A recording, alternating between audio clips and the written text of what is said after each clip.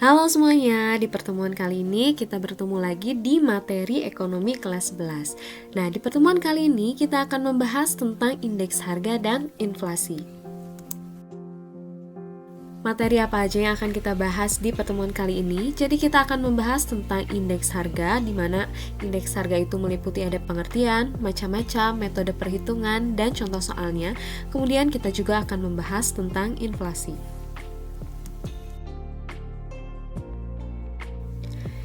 Yang pertama akan kita akan membahas tentang indeks harga terlebih dahulu. Kita langsung mulai aja ya. Sebelum masuk ke indeks harga, kita harus tahu dulu apa yang dimaksud dengan indeks.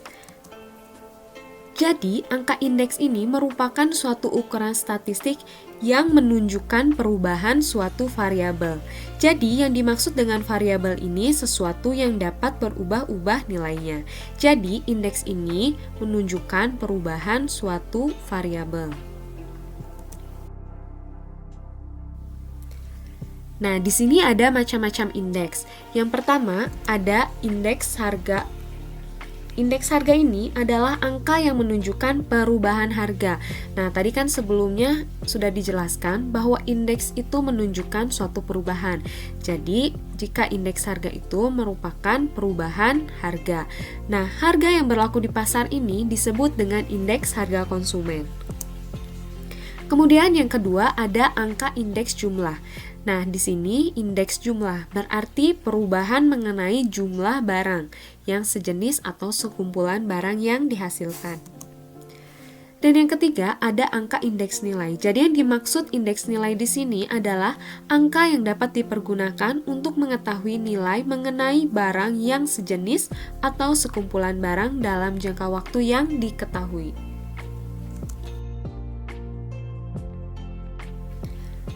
Nah, dalam menghitung indeks harga, kita harus tahu tujuan untuk menghitung indeks harga itu apa saja. Jadi, yang pertama, tujuan perhitungan indeks harga yaitu untuk menentukan kebijakan harga bagi pemerintah pada masa yang akan datang. Kemudian, untuk membandingkan tingkat kemajuan ekonomi suatu negara. Dan yang terakhir, untuk mengetahui faktor-faktor penghambat kemajuan ekonomi suatu negara. Sekarang kita langsung masuk ke metode perhitungan indeks. Jadi, metode perhitungan indeks ini sebenarnya banyak metodenya. Hanya saja, di video kali ini yang akan dibahas hanya satu metode, karena kita juga akan membahas cara perhitungan laju inflasi, agar durasi videonya tidak terlalu panjang, sehingga hanya satu metode yang akan dibahas di video ini. Dan untuk metode-metode yang lainnya akan dibuatkan video khusus tentang metode perhitungan indeks. Metode perhitungan indeks yang akan kita bahas di video kali ini yaitu indeks harga tidak tertimbang dengan metode agregatif sederhana yang meliputi 3 angka indeks. Yang pertama yaitu ada angka indeks harga, angka indeks kuantitas, dan angka indeks nilai. Nah, kita bahas dulu yang angka indeks harga. Dengan dilambangkan P berasal dari kata price, sehingga IP ini adalah lambang dari indeks harga dengan rumus sigma PN dibagi sigma P0 dikali 100. Nah, sigma ini adalah jumlah, P itu adalah harga, kemudian N itu adalah angka indeks yang akan dihitung, sedangkan 0 itu adalah angka indeks tahun dasarnya. Nah, jadi yang dimaksud dengan tahun dasar ini adalah periode di mana keadaan perekonomiannya itu sedang stabil. Jadi biasanya tahun dasar itu adalah sama. Jadi misalnya ditentukan tahun dasar tahun 2010. Kemudian kita diminta untuk menghitung indeks harga tahun 2013, sehingga PN-nya itu adalah saat tahun 2013 dan yang P0-nya itu di tahun 2010. Kemudian diminta untuk menghitung lagi indeks harga di tahun 2015 dengan tahun dasar yang sama, tahun 2010. Berarti PN-nya adalah tahun 2015, kemudian P0-nya adalah tahun 2010. Kemudian yang kedua yaitu ada angka indeks kuantitas atau quantity sehingga dilambangkan huruf Q. Ini rumusnya hampir sama dengan yang indeks harga, hanya bedanya jika harga itu menggunakan huruf P berasal dari kata price, sedangkan untuk kuantitas itu menggunakan huruf Q yang berasal dari kata quantity. Nah, ini masih sama, N itu angka indeks yang akan dihitung, sedangkan 0 itu adalah tahun dasarnya. Kemudian yang ketiga ada angka indeks nilai yang berasal dari kata value sehingga dilambangkan dengan huruf V dengan rumus sigma PN dikali QN dibagi sigma P0 dikali Q0 kemudian dikalikan 100.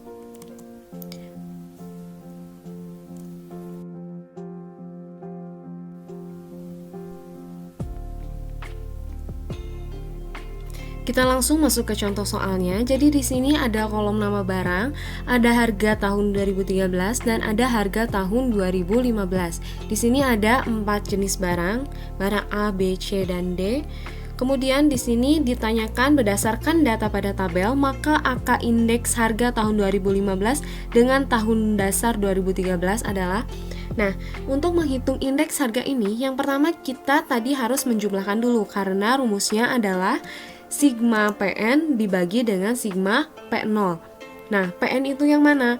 PN itu adalah harga tahun yang akan dihitung angka indeksnya. Nah, di sini yang ditanyakan adalah angka indeks tahun 2015. Berarti yang sigma PN-nya itu adalah penjumlahan dari 1200 ditambah 1400 ditambah 1650 ditambah 1750 sehingga hasilnya adalah 6000. Kemudian untuk jumlah dari P0 yaitu tahun dasarnya. Nah, di sini kan tahun dasar adalah tahun 2013 sehingga kita jumlahkan yang tahun 2013 yaitu 1000 ditambah 1300 ditambah 1500 ditambah 1600 hasilnya adalah 5400. Tinggal kita masukkan saja. Tadi sigma PN adalah jumlahnya 6000 dibagi dengan sigma P0 jumlahnya 5400. 6000 dibagi 5400 kemudian dikalikan 100, hasilnya adalah 111,11. Jadi, indeks harga pada tahun berjalan adalah 111,11. Setelah kita bisa menghitung indeks harga, kita lanjut ke inflasi. Tentu kalian pernah dengar kan kata inflasi. Nah, sebenarnya inflasi itu apa sih? Jadi yang dimaksud dengan inflasi ini adalah suatu proses meningkatnya harga-harga barang secara umum dan terus-menerus. Jadi ketika harga barang itu misalkan dalam kurun waktu beberapa bulan harganya terus naik, atau bahkan dalam 1 tahun harganya terus-menerus menaik, sehingga itu disebut dengan inflasi. Kemudian di sini ada penyebab inflasi. Yang pertama yaitu jumlah uang beredar. Jadi ketika jumlah uang beredar itu terlalu banyak di masyarakat, ini menyebabkan ketidakseimbangan jumlah uang yang beredar di masyarakat dengan jumlah barang yang tersedia. Kenapa tidak seimbang? Jadi ketika masyarakat ini memegang uang terlalu banyak, pasti daya belinya itu akan semakin tinggi. Sedangkan barang yang ada di pasar itu terbatas. Ketika masyarakat semakin banyak membeli, barang bisa semakin sedikit sehingga bisa menimbulkan kenaikan harga. Kemudian yang kedua ada administrative prices atau harga barang dan jasa tertentu yang tingkat harganya ditentukan secara sepihak oleh pemerintah. Kemudian yang ketiga yaitu ada supply shock. Di sini merupakan suatu peristiwa yang terjadi secara tiba-tiba dan dapat menyebabkan perubahan harga. Misalnya tiba-tiba terjadi kekeringan, tanah tandus, dan misalnya bawang atau cabai gagal panen, sehingga yang berhasil dipanen itu jumlahnya sedikit. Nah, berarti barang di pasarannya itu semakin langka. Nah, itu juga bisa menyebabkan kenaikan harga.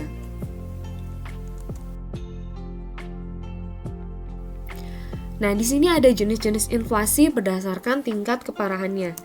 Yang pertama yaitu inflasi ringan. Jadi yang termasuk inflasi ringan itu di bawah 10% per tahun. Kemudian inflasi sedang yaitu 10% sampai 30% per tahun.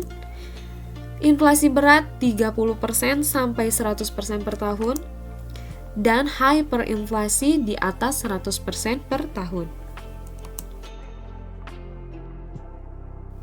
Di sini kita akan menghitung laju inflasi. Rumus untuk menghitung laju inflasi yaitu IHKT dikurangi IHK T-1 dibagi IHK T-1 dikali 100%. Jadi, yang dimaksud IHK di sini adalah indeks harga konsumen. Nah, bedanya T dengan T-1 itu apa? T itu adalah periode T di mana yang akan dihitung laju inflasinya, sedangkan T-1 adalah periode sebelumnya. Misalkan kita akan menghitung laju inflasi bulan September. Nah, berarti yang T-nya itu adalah bulan September, kemudian T-1 itu adalah bulan sebelumnya, yaitu bulan Agustus. Nah, itu ya perbedaannya yang T dan T-1. T itu yang dihitung laju inflasinya, sedangkan T-1 itu adalah periode sebelumnya. Langsung masuk ke contoh soalnya aja. Di sini ada satu soal yaitu diketahui IHK bulan Agustus 2015 sebesar 115,34 dan IHK pada bulan September 2015 sebesar 125,30. Hitunglah laju inflasi bulan September. Nah, di sini berarti yang T itu yang mana? Yang bulan September yang 125,30. Kemudian yang T-1 itu yang bulan sebelumnya yaitu bulan Agustus yaitu sebesar 115,34. Kita langsung masukkan rumusnya. IHKT dikurangi IHK T-1 dibagi IHK T-1 dikali 100%. Nah, sehingga yang tadi IHKT, T itu yang akan dihitung laju inflasinya. Nah, di sini akan menghitung laju inflasi bulan September. Kemudian kita lihat IHK di bulan September itu berapa? 125,30. Kemudian dikurangi IHK T-1 bulan sebelumnya. Berarti sebelum September adalah Agustus, yaitu 115,34 dibagi IHK T-1 yang bulan sebelumnya itu bulan Agustus, jadi dibagi 115,34. Kemudian dikalikan 100%, sehingga hasilnya 8,64%. Nah, sesuai dengan kategori yang sebelumnya tadi, jadi laju inflasi bulan September ini sebesar 8,64% sehingga masuk ke dalam kategori inflasi ringan karena berada di bawah 10%.